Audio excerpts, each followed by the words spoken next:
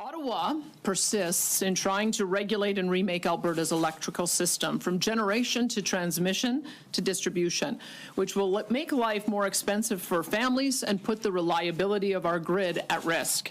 And they're pushing ahead with their plan, even though Section 92A of the Constitution of Canada is clear that legislating and regulating the development of electricity falls within the jurisdiction of the provinces.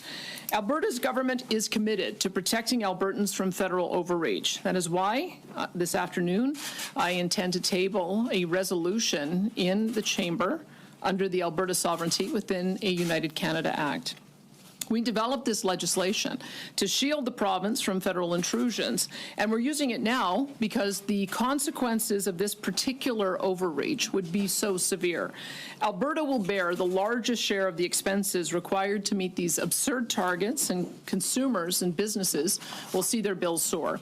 If the federal government has its way, many people will be left without electricity that they can pay for on a power grid that will fall short or even fail in a typical Alberta winter or summer. We refuse to go along with this plan.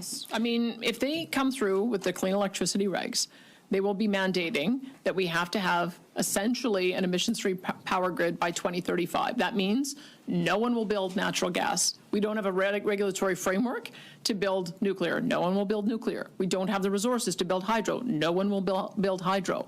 So if we do not act, we will end up with instability in our grid. We will either not be able to grow as a province, or we will end up with brownouts and blackouts. That's the pathway that the federal government is giving us. And I've just said, no, we are not doing that.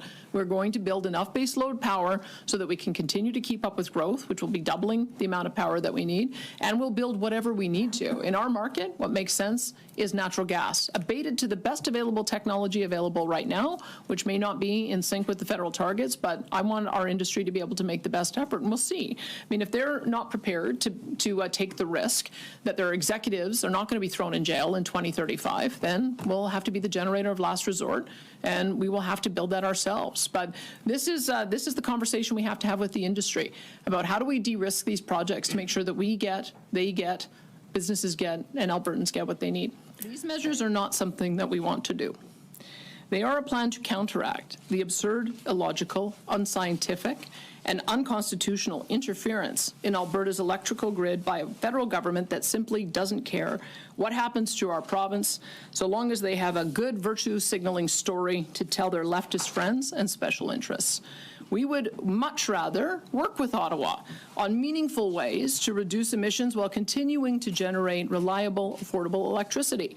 That's better for all Albertans and Canadians. But we refuse to meekly accept actions which are so plainly destructive to Alberta's economy and to the very safety and security of Alberta citizens. We will do whatever we must to stand up and protect the people of this province.